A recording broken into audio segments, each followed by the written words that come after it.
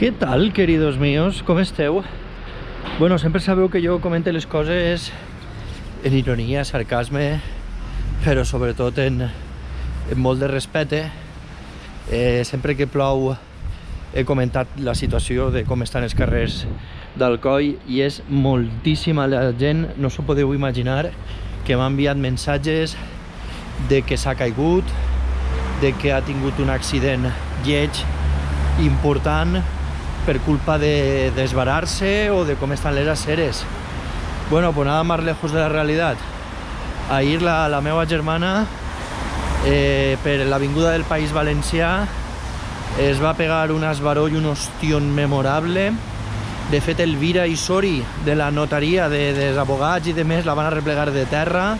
Ajo Valls també estava per allí.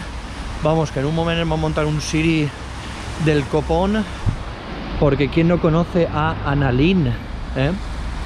Pues sí, es van tirar després 3 horetes en l'hospital.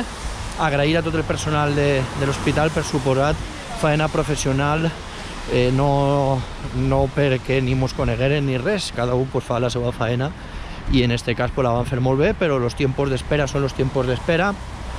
I sí, es van tirar 3 hores allí, té un esguince fort, li han vendat el peu, estarà diversos dies de baixa, així que molta precaució. Jo avui m'he vingut en les botes com si me n'anara a Nepal, simplement per anar a tallar-me el monyo ahí a Joa, a la meva cosina.